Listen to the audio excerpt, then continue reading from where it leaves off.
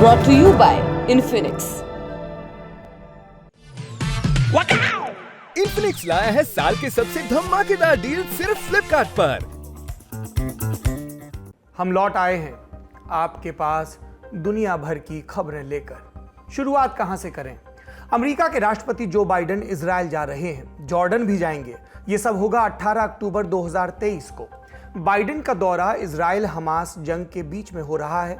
वैसे किसी अमेरिकी राष्ट्रपति का युद्ध क्षेत्र में जाना कोई नई बात नहीं है, पुरानी परंपरा रही है। कहते हैं अगर अमेरिका का राष्ट्रपति युद्ध ना करे या करवाए तो उसकी वैल्यू घट जाती है। इजराइल हमास जंग में अमेरिका इंटरेस्टेड पार्टी है। वो इजराइल को डिप्लोमेटिक सपोर्ट और हथियार दे रहा है, अपने युद्धपोत तैनात कर रहा है।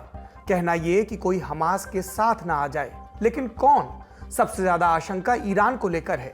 ईरान इकलौता ऐसा देश है जिसने खुले तौर पर हमास का समर्थन किया है। उसके मंत्री धमकी दे रहे हैं, कहते हैं अगर इजराइल ने जमीन के रास्ते गाजा में सेना भेजी तो अंजाम बुरा होगा। इजराइल ने गाजा बॉर्डर पर लाखों सैनिकों को तैनात किया है। उत्तरी गाजा को लगभग खाली करा लिया गया है। सेना तैयार है, लेकिन ऊपर से ओके नहीं आया है। चर्चा है कि इजराइल सरकार बाइडेन को पूरा प्लान बताएगी, उसके बाद ही जमीन से कोई हमला होगा। तो आज के शो में हम जानेंगे बाइडेन के दौरे से जंग थमेगी या भड़केगी, और इजराइल हमास जंग में अब तक क्या हुआ है। इजराइल हमास के बाद चलेंगे चीन, जहां राष्ट्रपति शी जिनपिंग ने बेल्ट एंड रोड समिट बुलाई है। इसमें कुछ दिलचस्प चेहरों ने दस्तक दी है। मसलन G20 के लिए भारत नहीं आए रूसी राष्ट्रपति व्लादिमीर पुतिन, यूरोपियन यूनियन और नेटो के मेंबर हंगरी के प्रधानमंत्री विक्टर ओरबान, और चीन के कर्ज में डूबते श्रीलंका के राष्ट्रपति रनिल विक्रमसिंघे। बताएंगे बेल्ट एंड रोड समिट में जो दिखा उसके मायने क्या हैं। नमस्कार, सौरभ द्विवेदी नाम है हमारा, और आप देखना शुरू कर चुके हैं लल्लन टॉप का अंतर्राष्ट्रीय प्रसंगों से जुड़ा रोजाना का कार्यक्रम दुनियादारी। अमेरिका के विदेश मंत्री एंटनी ब्लिंकन इन दिनों काफी व्यस्त चल रहे हैं। वो 12 अक्टूबर को इजराइल पहुंचे थे और तब से घर नहीं गए। अगले 3 दिनों में 6 और देशों का दौरा किया। 16 अक्टूबर को फिर से इजराइल गए, 8 घंटे तक मीटिंग की और प्रेस कॉन्फ्रेंस में बताया कि राष्ट्रपति बाइडेन ने इजराइल आने की हामी भर दी है। On Wednesday, President Biden will visit Israel. He's coming here at a critical moment for Israel, for the region, and for the world. लेकिन बाइडेन आकर करेंगे क्या? बकौल ब्लिंकन एजेंडे में 5 बातें हैं। पहली, इजराइल के साथ एकजुटता दिखाएंगे, समझेंगे कि इजराइल को अपनी सुरक्षा के लिए किन चीजों की जरूरत है। दूसरा, वो ये मैसेज देंगे कि कोई देश या संगठन इस संकट का फायदा उठाने की कोशिश न करे। तीसरा, हमास के कब्जे में कैद बंधकों को छुड़ाने के प्लान पर चर्चा। चौथा, इजराइल युद्ध से क्या हासिल करना चाहता है, इस पर ब्रीफिंग में वो हिस्सा लेंगे। और 5वां, जमीनी हमले का ब्लूप्रिंट भी देखेंगे, सुनिश्चित करेंगे कि आम लोगों का कम से कम नुकसान हो। हमने पहले भी बताया, अमेरिका और युद्ध एक दूसरे के पर्याय हैं। दूसरे विश्व युद्ध के बाद जितने भी बड़े संघर्ष हुए उनमें अमेरिका की भागीदारी रही। कभी सीधे सेना उतारी तो कहीं प्रॉक्सी वॉर लड़ा। पर ऐसा बहुत कम होता है कि अमेरिकी राष्ट्रपति युद्ध के शुरुआती हफ्तों में ही वॉर जोन में पहुंच जाएं। कुछ उदाहरण बताता हूं। पहला, 1950 में कोरिया वॉर शुरू हुआ। नॉर्थ और साउथ के बीच अमेरिका ने साउथ के समर्थन में सेना भेजी। जुलाई 1953 तक लड़ाई चली। इस बीच अमेरिका में 2 राष्ट्रपति हुए, हैरी एस ट्रूमैन और ड्वाइट आइजनहावर। दोनों में से किसी ने कोरिया जाने में दिलचस्पी नहीं दिखाई। दूसरा उदाहरण, कोरिया वॉर खत्म हुआ तो 1955 में वियतनाम में लड़ाई शुरू हुई। वहां अमेरिका ने साउथ वियतनाम का साथ दिया, सेना उतारी। 1975 तक जंग चली। इस बीच अमेरिका में 5 राष्ट्रपति आए, Eisenhower, John F Kennedy, Lyndon B Johnson, Richard Nixon और Gerald Ford. Lyndon Johnson Vietnam युद्ध में जाने वाले पहले अमेरिकी राष्ट्रपति बने। 1965 और 1966 में सैनिकों से मिलने गए। फिर जुलाई 1969 में रिचर्ड निक्सन ने साइगोन का दौरा किया। साइगोन उन दिनों साउथ वियतनाम की राजधानी थी। अप्रैल 1975 में साइगोन का पतन हुआ, जिसके बाद अमेरिका को बाहर निकलना पड़ा। अगर आपकी इस जंग में दिलचस्पी है तो दुनियादारी के कुछ पुराने एपिसोड्स हैं जो आप देख सकते हैं, डिस्क्रिप्शन में लिंक मिल जाएगा। तीसरा प्रसंग, वियतनाम के बाद अमेरिका ने अफगानिस्तान युद्ध में एंट्री की। 1979 में सोवियत संघ के हमले के बाद मुजाहिदीनों को पैसे और हथियार दिए। हालांकि वो सीधे शामिल नहीं हुआ और ना ही किसी अमेरिकी राष्ट्रपति ने इस बीच अफगानिस्तान का दौरा किया। इसका अगर आपको पॉपुलर वर्जन समझना है तो चार्लीज विल्सन वॉर फिल्म आप देख सकते हैं। चौथा प्रसंग, सोवियत अफगान जंग के बाद अमेरिका का अगला बड़ा युद्ध 9/11 के हमले के बाद शुरू हुआ। उसने अफगानिस्तान में सेना उतारी, 20 बरस लड़ाई चली। शुरू जॉर्ज डब्ल्यू बुश ने की, खत्म जो बाइडेन के कार्यकाल में हुई। बुश 2 दफा अफगानिस्तान गए, पहला दौरा 2006 में युद्ध शुरू होने के 5 साल बाद, और उसके बाद मार्च 2003 में आता है 5वां प्रसंग, जब अमेरिका ने इराक पर हमला किया सद्दाम हुसैन को हटाने के लिए। यह युद्ध भी बुश के कार्यकाल में हुआ था। बुश इराक के वॉर जोन में पहली बार नवंबर 2006 में गए थे, युद्ध शुरू होने के 8 महीने बाद। छठवां प्रसंग, इराक वॉर 2011 में और अफगानिस्तान वॉर 2021 में खत्म हो गया। और उसके बाद 24 फरवरी 2022 की तारीख आई जब रूस ने यूक्रेन में सेना उतारी। अमेरिका ने इसका विरोध किया, रूस को वार्निंग दी, लेकिन अपनी आर्मी नहीं भेजी। इसके बजाय वो हथियारों और दूसरी तरह की मदद भेजता रहा। अमेरिका यूक्रेन का सबसे बड़ा मददगार बनकर उभरा। जानकार कहते हैं कि जिस रोज अमेरिका ने पैसा देना बंद किया, यूक्रेन घुटने टेक देगा। यूक्रेन युद्ध जो बाइडेन के कार्यकाल में शुरू हुआ, बाइडेन ने पहला दौरा फरवरी 2023 में किया, ठीक 1 बरस बाद। अब आपको समझ में आएगा जो मैं इतनी लंबी पृष्ठभूमि के बाद कह रहा हूं कि जहां बरसों बाद दौरे होते हैं, अगर होते हैं तो उसके उलट इस इजराइल हमास जंग में जो बाइडेन के दौरे की टाइमिंग देखिए, समय अवधि देखिए। 7 अक्टूबर को जंग शुरू हुई और बाइडेन महज 12 दिनों के बाद इजराइल के वॉर जोन में दाखिल होने वाले हैं। ये इसलिए भी दिलचस्प है क्योंकि उससे पहले उनके विदेश मंत्री और रक्षा मंत्री भी इस इलाके का दौरा कर चुके हैं। तमाम पक्षों से मुलाकातें, पर बात बनी नहीं। जानकार कहते हैं इसी वजह से राष्ट्रपति को दखल देना पड़ रहा है। इस विषय को और समझने के लिए हमने Kalinga institute of Indo Pacific studies के चेयरमैन चिंतामणि मोहपात्रा से बात की। पूछा कि बाइडेन का इजराइल दौरा सामरिक दृष्टि से और राजनयिक दृष्टि से कितनी बड़ी घटना है और इसके परिणाम क्या हो सकते हैं। जो बाइडेन का इजराइल दौरा करना बहुत ही महत्वपूर्ण इसलिए है कि पहले इतिहास में कभी ऐसा नहीं हुआ था कि कहीं लड़ाई चल रही है और अमेरिका का विदेश मंत्री, रक्षा मंत्री और उसके बाद प्रेसिडेंट खुद लड़ाई के बीच एक फॉरेन कंट्री का दौरा कर रहे हैं। और दूसरी बात यह है कि अमेरिका इजराइल को हमेशा एक स्ट्रेटेजिक एसेट में अमेरिका का नेशनल इंटरेस्ट को प्रमोट करने के लिए मानता है। तो ये स्ट्रेटेजिक एसेट जब ऐसे लड़ाई में लगा हुआ है जिसमें एस्केलेशन बहुत जबरदस्त हो सकता है और स्पिल ओवर इफेक्ट हो सकता है पूरे मिडिल ईस्ट में, और इसका असर जो एनर्जी मार्केट में पड़ेगा वो पूरे विश्व के जो आर्थिक स्थिति है उस पर भी एक इम्पैक्ट लाएगा।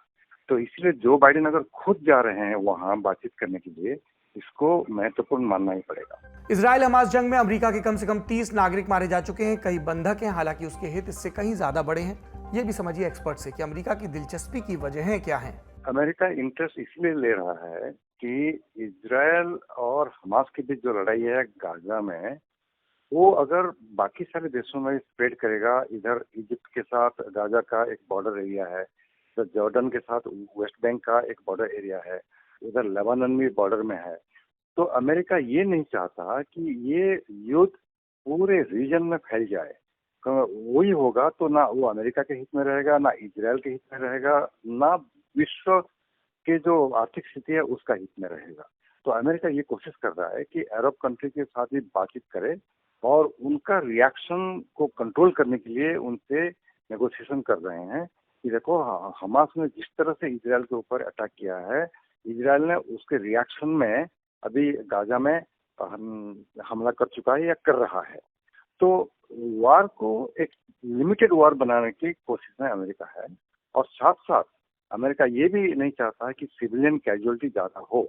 और अमेरिका का विदेश मंत्री, रक्षा मंत्री और प्रेसिडेंट खुद इजराइल जाके अगर बात कर रहे हैं तो इजराइल के ऊपर भी दबाव डालना चाहते हैं कि ठीक है, तुम अभी एक रेट्रीब्यूशन की तरफ से लड़ाई तो कर रहे हो, मगर सिविलियन कैजुअलिटी अगर ज्यादा हो जाएगा तो इजराइल के हित में भी नहीं है और अमेरिका के हित में नहीं है।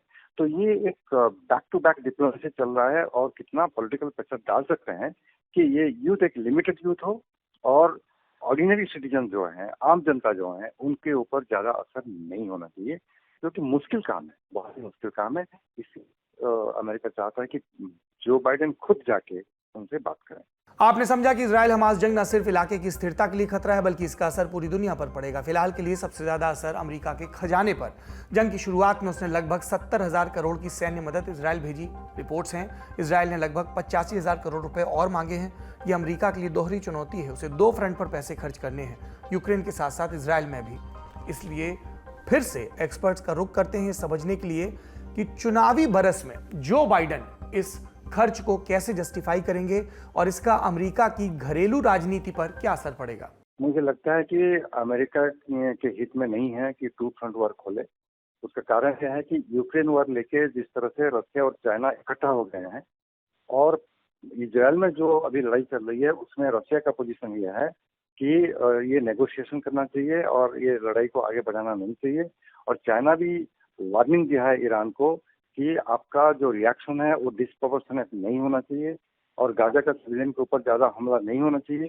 तो इस अभी रशिया और चाइना जबरदस्त इकट्ठा हो गए हैं, तो दो एरिया में लड़ाई करना, आर्थिक स्थिति पे देखेंगे तो अमेरिका तो पड़ पा रहा है, ही रिचेस्ट कंट्री है, कहीं ना कहीं से वो डॉलर भी प्रिंट करते हैं, डॉलर तो देंगे, मदद करेंगे, मगर इंटरनेशनल पॉलिटिक्स बहुत ही कॉम्प्लिकेटेड हो जाएगा।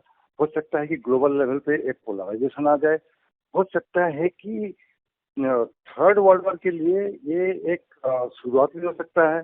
तो मामला इतना संगीन है, इतना डिफिकल्ट सिचुएशन है, क्योंकि मिडिल ईस्ट एनर्जी सिक्योरिटी का हब है। मिडिल ईस्ट में अगर ज्यादा डिस्ट्रप्शन हुआ, पूरे एनर्जी मार्केट में डिस्ट्रप्शन होगा, ग्लोबल इकोनॉमी अफेक्ट करेगा, तो ये काफी अमेरिका के लिए भी डिफिकल्ट होगा। अमेरिका जा रहा है, कोशिश कर रहा है कि वार को कैसे कंटेन करें, एक लिमिटेड वार बनाए। इजराइल हमास जंग में अमेरिका के बाद सबसे ज्यादा दिलचस्पी ईरान की है। सबसे ज्यादा इन्वॉल्व पार्टी वही है और उसका अमेरिका और इजराइल दोनों से झगड़ा चल रहा है। उसने हमास के आतंकी हमले को जायज ठहराया है, इजराइल को धमकी भी दी है। हाल ही में ईरान के विदेश मंत्री हुसैन अमीर अब्दुल्लाहियान ने लेबनान का दौरा किया। वहां हिजबुल्लाह, हमास और फिलिस्तीन इस्लामिक जिहाद यानी PIJ के नेताओं से मुलाकात की। उनके दौरे के बाद हिजबुल्लाह ने इजराइल में भारी गोलाबारी की, कहा कि हम किसी भी स्थिति के लिए तैयार हैं। हिजबुल्लाह और ईरान की दोस्ती जगजाहिर है। मीडिया रिपोर्टों के मुताबिक ईरान अब हमास के जरिए अपनी प्रासंगिकता बचाना चाहता है, इसलिए इस जंग को ईरान के प्रॉक्सी वॉर के तौर पर देखा जा रहा है। इस वॉर को समझने के लिए हमने centre for India West Asia dialogue के डायरेक्टर रिसर्च उमैर अनस से पूछा, ईरान के इस जंग में क्या स्टेक है और बाइडेन के दौरे पर वो कैसे रिएक्ट कर सकता है। देखिए, ईरान एक अगर आप ईरान को देखें तो ईरान एक सेंस ऑफ इनसिक्योरिटी में रहता है हमेशा, क्योंकि जो अरब सुन्नी देश हैं वो भी उसके दुश्मन रहे हैं। सद्दाम हुसैन ने हमला करके लाखों ईरानियों को मरवाया था। उसको बिल्कुल भरोसा नहीं है कि कल को जो सुन्नी अरब हैं वो कभी भी ईरान का साथ दे सकते हैं। अगर अमेरिका से उनकी दोस्ती हो गई तो वो ईरान के ऊपर हमला करवा सकते हैं, तो वो एक अंदर का उनका डर बना रहता है। फिर उसके बाद इजराइल जैसा देश है तो जो रोजाना कहता है कि हम ईरान को खत्म कर देंगे, बर्बाद कर देंगे। तो अगर ईरान में, अगर इजराइल में और सुन्नी अरब देशों के बीच में बहुत लगातार दोस्ती बनती है, डर है वो बढ़ने लगता है। और इसी वजह से ईरान ने इसको रोकने के लिए हमेशा ये कोशिश की कि जितने भी सुन्नी देश है पूरी दुनिया में, उसने अपना जो शिया आइडियोलॉजी है उसको पीछे किया और ये कहा कि हम सुन्नियों से भी बढ़ के दोस्त हैं। तो वो पाकिस्तान में आप जाइए, उनके सुन्नियों से बहुत गहरे संबंध है। इंडोनेशिया में जाइए, वो ईरान के बहुत अच्छे संबंध है। सूडान में जाइए, ईरान के बहुत अच्छे संबंध है। तो उन्होंने अपने शिया आइडियोलॉजी को पीछे किया और सभी सुन्नी देशों में खासतौर से उनकी जो पॉलिटिकल लीडरशिप है उनके साथ बहुत अच्छे संबंध बनाए। उसका नतीजा ये हुआ कि फलस्तीन के मामले पर ईरान की जो आवाज है वो सुन्नी अरब देशों से ज्यादा ऊंची हो गई। और आज की डेट में अगर कोई फलस्तीन के बारे में बात करता है तो उसमें फलस्तीन के जो अरब देश हैं उनकी बजाय ईरान की ज्यादा सुनी जाती है। लेकिन प्रैक्टिकली भी ईरान ने ऐसा किया कि हिजबुल्लाह को बहुत हथियार दिए, ट्रेनिंग दी, पैसा दिया और वहां पर साउथ जो लेबनान है वहां पर उनको पूरा ट्रेनिंग करके वहां रखा है। आज की डेट में जितना लेबनान की अपनी खुद की फौज मजबूत नहीं है, उससे ज्यादा हिजबुल्लाह मजबूत है। हमास को भी उन्होंने बहुत हथियार दिए हैं, दिए होंगे और बहुत सारे उनके संबंध है और वो हमास इस बात को कहता रहता है। तो जो भी वहां पर नॉन स्टेट एक्टर्स हैं जो फिलिस्तीन में इजराइल के खिलाफ लड़ सकते हैं या किसी भी ऐसे एंटी ईरानी सुन्नी देश से लड़ सकते हैं, ईरान उनको समर्थन करता है। चाहे आप इराक के अंदर देखिए, जो दाइश से लड़ने के लिए जो संगठन था, जिसको पीपुल्स मोबिलाइजेशन ग्रुप कहते हैं, उसको ईरान ने समर्थन किया। अगर आप देखें यमन के अंदर जो हूथी ग्रुप है, उसको ईरान ने समर्थन दिया हुआ, उसको सारा सप्लाई उसको जाता है। तो ईरान वो अपने उस डर की वजह से वो इसमें जा रहा है। अब सऊदी अरब, यूएई, इजराइल और अमेरिका का अगर ये कोई सांठगांठ बनती है तो ईरान का एक डर शुरू हो जाता है। इसीलिए मैं समझता हूं कि ईरान ने कोशिश की कि ये डर को हमेशा खत्म करने के लिए सऊदी अरब से बातचीत की जाए। तो पिछले दिनों उन्होंने सीधे बातचीत की और उन्होंने उनसे कहा कि भाई हमारा ये डर है, आप इस डर को खत्म करने के लिए कुछ गारंटी दीजिए। तो मैं समझता हूं कि वो एक बहुत पॉजिटिव डायरेक्शन में बातचीत जा रही है। अगर वो एक मर्तबा बातचीत सही से हो जाए तो शायद ईरान और इजराइल के बीच में भी एक शांति वार्ता शुरू हो सकती है, क्योंकि वो ईरान का जो प्राइम सिक्योरिटी कंसर्न है वो जब जब तक एड्रेस नहीं होगा तब तक कि ईरान और इजराइल के बीच में भी कोई शांति वार्ता शुरू नहीं हो सकती। तो इसीलिए इसको आप कह सकते हैं कि ये अमेरिका और ईरान की प्रॉक्सी वॉर है। लेकिन जाहिर सी बात है कि ईरान से अमेरिका को कोई डर नहीं है। वो हजारों किलोमीटर दूर बैठा एक देश है। ईरान से उसको कोई डर नहीं। हाँ, इजराइल को जरूर है और ईरान को जरूर है। ये दोनों अगर लड़ेंगे तो दोनों एक दूसरे को खत्म कर देंगे, बर्बाद कर देंगे। दोनों को एक दूसरे से पूरा पूरा खतरा है। तो इसलिए ये एक बातचीत का रास्ता शायद अभी पिछले महीनों में निकला था, लेकिन ये जो बड़ी घटना हुई है, इस घटना ने इस पूरे अब्राहम अकॉर्ड के प्रोसेस को भी क्वेश्चन मार्क में कर दिया है। और ईरान और सऊदी अरब इसमें कैसे बिहेव करेंगे ये बहुत महत्वपूर्ण होगा। अगर मैं समझता हूं कि अगर सऊदी अरब और ईरान फलस्तीन के मौजूदा संकट के मामले पर अगर ये एक आ जाते हैं तो फिर ये इजराइल के लिए बहुत अच्छी खबर नहीं होगी। इसका मतलब ये है कि ईरान एक ऐसे चीज को लेकर के काम करना अच्छी हो भी सकती है। अगर ईरान ये कहता है कि अगर 2 स्टेट सोल्यूशन मान लेते हैं तो हम भी आ जाते हैं, क्योंकि अभी ईरान का जो मौजूदा पोजीशन है वो ये कहता है कि हमें इजराइल सिरे से नहीं चाहिए, पूरा इजराइल खत्म कर देंगे हम। वो जो लफ्ज इस्तेमाल करते हैं उनके वाइप आउट कर देंगे, जिसको हमास मानता है। तो यहां से वो बातचीत शुरू करते हैं। अगर समझौता होगा तो वो यहाँ कहेंगे कि ठीक है, हम वाइप आउट वाली पोजीशन से बाहर आ रहे हैं, हम इजराइल को मानेंगे लेकिन इस बॉर्डर में मानेंगे। अब उस बॉर्डर के लिए बातचीत करने के लिए बुलाइए आप, एक मर्तबा तय हो जाए कि भाई ये इजराइल का बॉर्डर है, ये फलस्तीन का बॉर्डर है। अगर फलस्तीन का एक स्टेट बनने की पॉसिबिलिटी है, संभावना है, तो फिर सऊदी अरब ईरान को समझा सकता है कि भाई इतने लंबे झगड़े करने से कोई फायदा नहीं है, और हम जिस स्टेट को मानने जा रहे हैं जो फलस्तीनी स्टेट बन सकता है, ये उसका प्रपोजल है, आप भी इसको मान लीजिए। अगर सऊदी अरब समझा लेता है ईरान को तो मैं समझता हूं कि ये इस सदी की सबसे बड़ी शांति वार्ता होगी।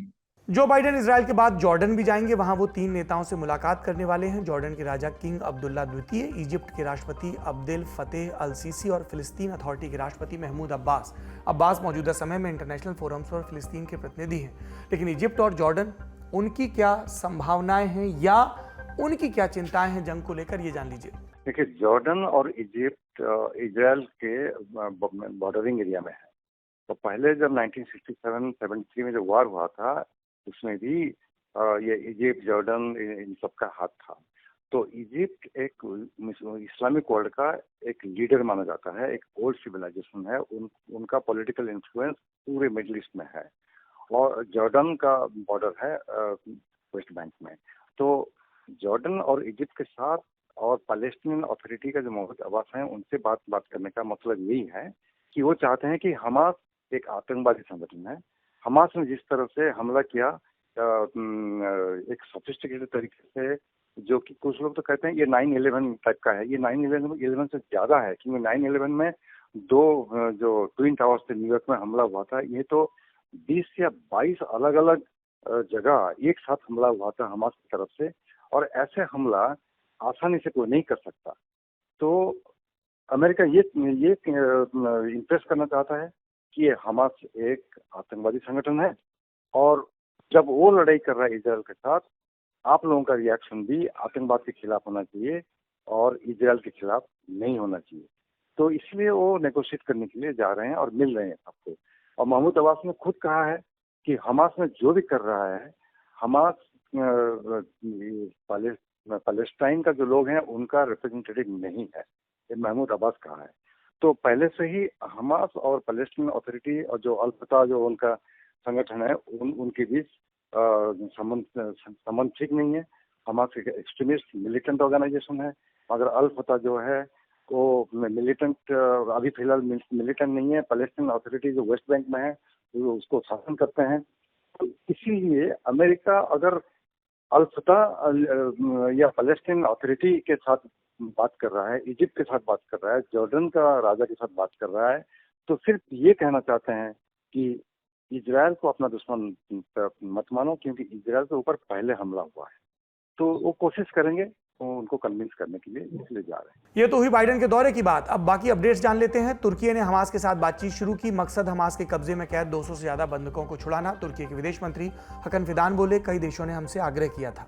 16 अक्टूबर को उन्होंने हमास के सरगना इस्माइल हानिये से बात की। हालांकि अभी तक कुछ ठोस निकलकर नहीं आया।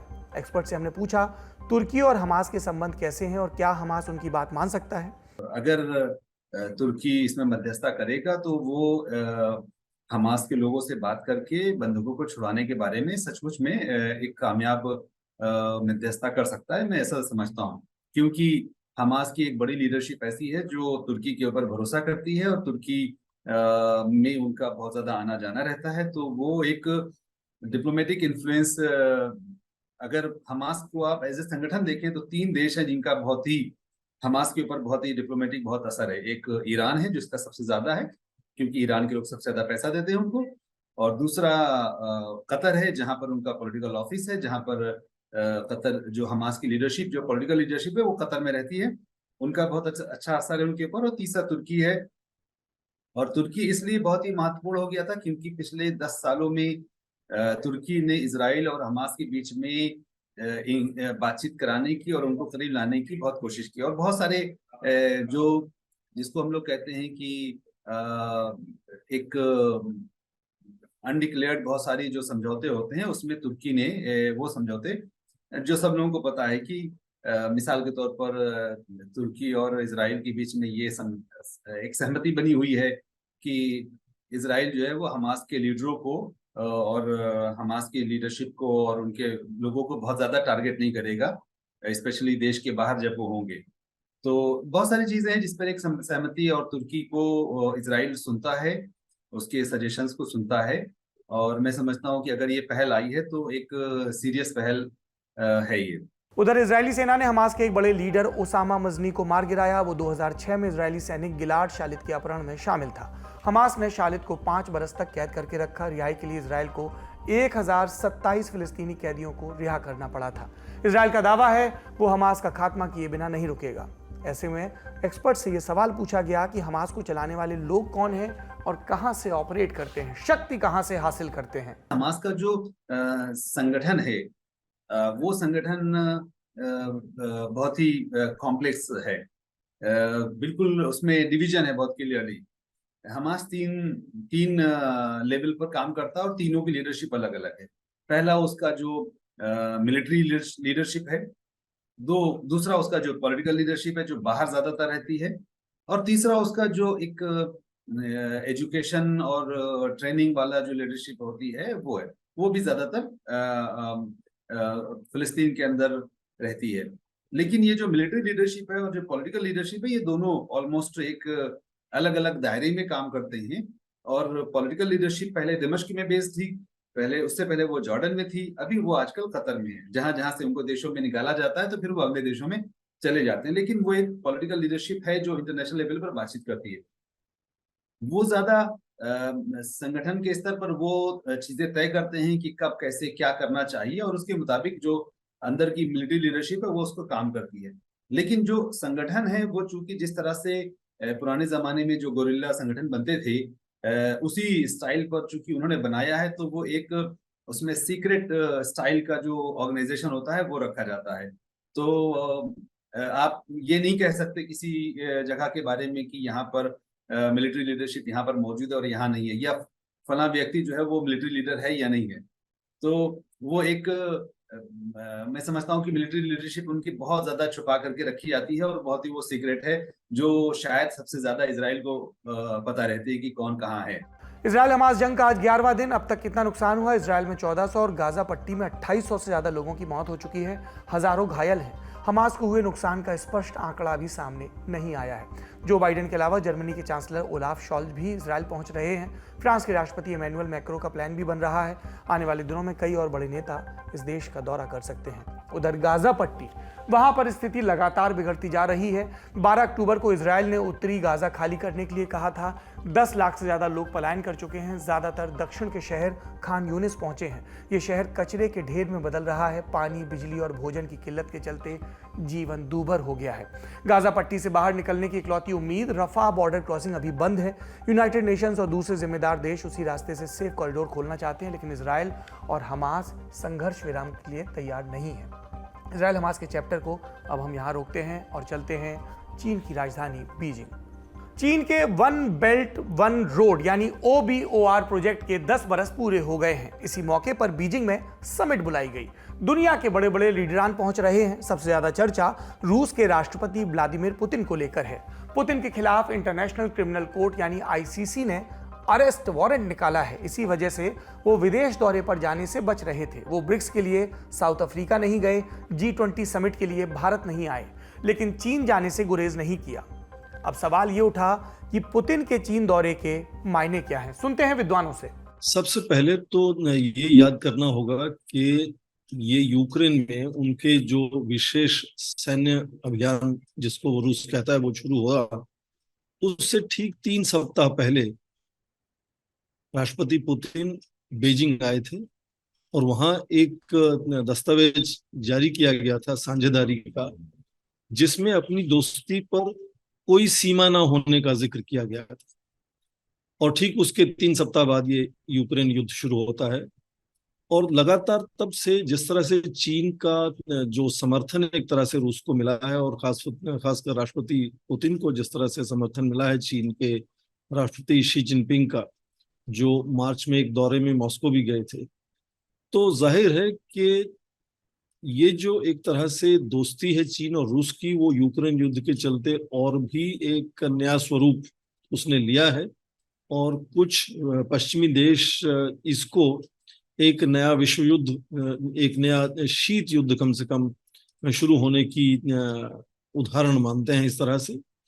तो अब इस बार जब आपने जैसे देखा कि मार्च के महीने में एक नेदरलैंड में हेग में इंटरनेशनल क्रिमिनल कोर्ट है जिसने राष्ट्रपति पुतिन को युद्ध का अपराधी मानते हुए उनकी गिरफ्तारी के लिए वारंट जारी किया था। और उसके बाद ऐसा लगातार माना जा रहा था कि वो, क्योंकि 123 देश हैं जो एक रोम संधि है जिसके अंतर्गत इंटरनेशनल क्रिमिनल कोर्ट बना है, वो उस पर हस्ताक्षर करते हैं, उसको मान्यता देते हैं, तो ज्यादातर देशों में राष्ट्रपति पुतिन शायद नहीं जा सकेंगे ऐसा माना जा रहा था। पर ये भी याद करना होगा कि भारत और चीन दोनों ही रोम संधि पर हस्ताक्षर नहीं किए हैं। तो क्यों ऐसा हुआ कि राष्ट्रपति पुतिन भारत के G20 शिखर सम्मेलन में तो नहीं आए, पर आज वो बीजिंग में वहां के बेल्ट एंड रोड इनिशिएटिव के फोरम में शामिल हैं। आप लोगों में जो नए हैं उनको उत्सुकता हो सकती होगी कि ये OBOR क्या बला है।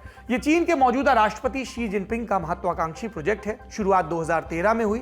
जिनपिंग इसे प्रोजेक्ट ऑफ द सेंचुरी कहते हैं। इसके जरिए चीन पूरी दुनिया में अपना व्यापार मार्ग बनाना चाहता है। एक दशक में इसका दायरा एशिया से लेकर अफ्रीका, लैटिन अमेरिका, ओशियानिया और यूरोप तक फैल चुका है। इसके तहत चीन पूरी दुनिया में इंफ्रास्ट्रक्चर बना रहा है। One belt one road. आलोचकों के मुताबिक इसके जरिए चीन कमजोर देशों को कर्ज के जाल में झोंक रहा है। सबसे बड़ा उदाहरण हमारे पड़ोसी श्रीलंका का था, जहां आए आर्थिक संकट के केंद्र में चीन का डेट ट्रैप था और तब भारत ने श्रीलंका की मदद की थी। हालांकि श्रीलंका के राष्ट्रपति रनिल विक्रमसिंघे भी बीजिंग गए हैं। इसके अलावा हंगरी के प्रधानमंत्री विक्टर ओरबान भी पहुंचे। हंगरी EU और नेटो का मेंबर है। ये दोनों ही संगठन युद्ध में रूस के खिलाफ और यूक्रेन के साथ हैं। वे चीन के बढ़ते दखल से भी नाराज रहते हैं, पर डिप्लोमेसी ऐसी ही चीज है, कुछ हाथ सामने होते हैं और कुछ पीछे से किसी और के साथ गिरोहबंदी कर रहे होते हैं। ओरबान के बीजिंग दौरे को किस तरह से देखा जाना चाहिए? क्या चीन और रूस ने पश्चिमी देशों में घुसपैठ करने में या यूरोपियन यूनियन की एकता में दरार डालने में सफलता हासिल की है? दो चीजें हैं। एक तो ये बात माननी होगी कि बेल्ट एंड रोड इनिशिएटिव ने काफी हद तक यूरोपीय देशों के साथ भी तालमेल बनाया है। चीन का वहाँ एक 16 देशों का, जो पूर्वी यूरोप के देश हैं, 16 देशों के साथ एक लगातार शिखर सम्मेलन होता है। उनका तालमेल बहुत अच्छा है। पश्चिमी यूरोप के देशों के साथ, खासकर जो G7 देश जिनको मानते हैं, उसमें इटली शामिल हुआ था कुछ हद तक। अब बातचीत हो रही कि शायद इटली भी BRI से, बेल्ट एंड रोड इनिशिएटिव से हटना चाहता है।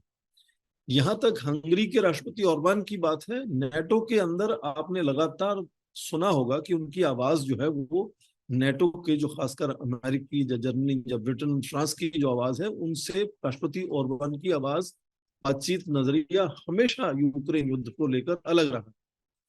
तो एक तरह से नेटो में भी कुछ देश ऐसे हैं जो अमेरिका की सोच से नहीं तालमेल बना पाते और अपनी बात अलग से कहना चाहते हैं। उसमें राष्ट्रपति ओरबान एक हैं। तो उनके वहां होने से मुझे लगता है कि इशारा इस तरफ भी देखा जा सकता है कि क्या वो नेटो से हटकर कुछ अलग रूस और चीन से अपनी दोस्ती बनाए रखना चाहते हैं, बनाना चाहते हैं।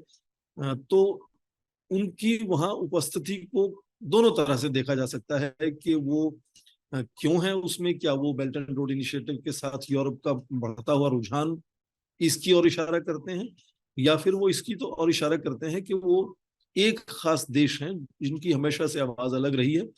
और जैसे मैंने कहा कि 16 देश पूर्वी यूरोप के ऐसे हैं जिनके साथ लगातार शिखर सम्मेलन होते हैं चीन के, और उनमें से काफी देश बेल्ट एंड रोड इनिशिएटिव में जुड़े हुए हैं।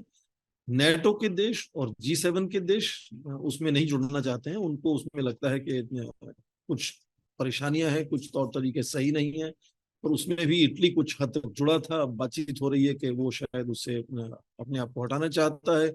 दूसरी बात कि बड़े देश ब्रिटेन और फ्रांस जो यूरोप के हैं, वो भी नाम के लिए, चाहे उसको बेल्ट एंड रोड इनिशिएटिव ना कहीं पर, बहुत सा चीन का निवेश इन देशों में भी है, केवल उनका नाम बेल्ट एंड रोड इनिशिएटिव नहीं है। तो ये बहुत ही एक तरह से उलझा हुआ, एक तरह से बेल्ट एंड रोड इनिशिएटिव का फैलाव है, जिसको अलग अलग तरीके से अलग अलग जगह फैलाया गया है।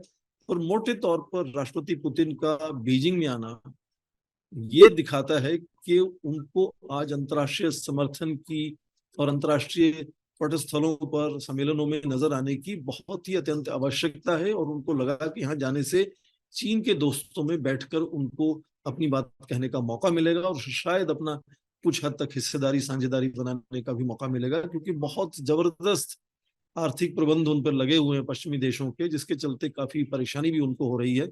तो यहाँ भी उनको लगता है कि मौका मिल सकता है हिस्सेदारी, साझेदारी बनाने का, ताकि आर्थिक व्यवस्था को आगे बढ़ाया जाए, ताकि युद्ध में उनको बहुत ज्यादा चोट ना खानी पड़े। अपनी तरफ से ऐसा सोचते हैं वो। तो इसलिए उनका बीजिंग जाना जो है वो बिल्कुल अलग है। और मुझे नहीं लगता कि बीजिंग जाने से भारत को कोई वो नकारात्मक संकेत देना चाहते हैं। मुझे लगता है कि भारत की सहमति से ही वो आज बीजिंग में होंगे। वन बेल्ट वन रोड के 10 बरस का हासिल क्या रहा, इसे ग्लोबल पॉलिटिक्स में इसका किस तरह का असर रहा, ये भी समझना चाहिए। चीन का बेल्ट एंड रोड जो इनिशिएटिव है वो एक कोशिश थी कि जितनी भी निवेश की परियोजनाएं चीन की थी, वो पहले से चल रही थी, उनको एक बड़ा रूप दिया जाए, स्वरूप दिया जाए, एक दिशा निर्देश दिया जाए इन सभी परियोजनाओं को मिलकर। तो इसलिए उसका 2013 में नाम रखा गया। बहुत नाम भी बदले उसमें, पहले वन रोड वन बेल्ट कहा गया, फिर बेल्ट एंड रोड इनिशिएटिव हो गया। हालांकि चीनी भाषा में वो आज भी उसको वन बेल्ट वन रोड, ईताई लू कहते हैं, उसको बेल्ट एंड रोड इनिशिएटिव नहीं वो कहते हैं। तो उसका जाहिर है कि यदि मान लें कि 1.5 खरब डॉलर के आसपास निवेश हो चुका है चीन का उसके अंतर्गत, तो बहुत से देशों में निवेश हुआ है।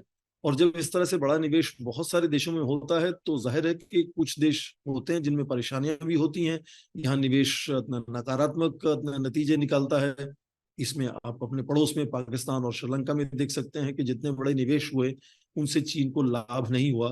तो 10 साल के बाद एक बहुत बड़ी सोच सामने आई चीन में कि क्या इस तरह का निवेश जो एक तरफा है वो ठीक है या नहीं है। तो उसके चलते अब कुछ नई चीजें भी निकली हैं 10 साल के बाद, जिनको राष्ट्रपति Xi Jinping global civilisational initiative, global development initiative, global security initiative के नजरिए से सामने लाए हैं। यहाँ वो ये कहना चाहते हैं कि केवल हम तकनीक का और वित्त का निवेश नहीं करना चाहते, पर जो ढांचा है, सोच है, जो तरीका है आपसी तालमेल बढ़ाने का, उसके क्या मापदंड हो, क्या तौर तरीके हो, उस पर भी वो एक तरह से नेतृत्व लेकर बड़ी सोच साझा करना चाहते हैं और हिस्सेदारी उस एक तरह से नजरिए से बनाना चाहते हैं बहुत से देशों के साथ। उसमें भी बहुत से देश जुड़ते हुए नजर आते हैं। तो जाहिर है कि बेल्ट एंड रोड इनिशिएटिव और उसके अब जो 10 साल बाद और दूसरी चीजें उसमें शामिल हुई हैं, उससे चीन का प्रभाव बढ़ा है पूरे विश्व में मोटे तौर पर। हाँ, बहुत से ऐसे भी उदाहरण हैं जहां चीन को नुकसान उठाना पड़ा है, परेशानी हुई है। तो ये लगातार ऐसे होता है, जब भी कोई भी देश इस तरह से बड़ी शक्ति के नजरिए से उभरता है तो जाहिर है कि उसको बहुत अवसर भी मिलते हैं, बहुत चुनौतियों का भी सामना करना पड़ता है। ठीक उसी के चलते मुझे लगता है कि आज जो शुरू में बहुत जोर शोर से एक तरह से फिजिकल इंफ्रास्ट्रक्चर बनाने की जो दौड़ लगी थी चीन से पूरे विश्व में, उसमें थोड़ा धीरे धीरे बदलाव आया है। अब वो क्वालिटी प्रोजेक्ट्स की बात करते हैं, उसमें थोड़ा सा इक्विटी एंड जस्टिस की भी कभी कभी बात करते हैं, कंसल्टेशंस की बात करते हैं। तो लगातार उसमें बदलाव भी आया है और अब वो वित्त और तकनीक के हस्तांतरण से जो वहां निवेश करते थे, उससे हटकर मापदंडों पर, तौर तरीकों पर, क्या ढांचे होने चाहिए इस तरह के निवेश के, उस पर भी वो बातचीत करना चाहते हैं। आज की दुनियादारी में इतना ही। अपना और अपनों का ख्याल रखिए। शुभ रात्रि।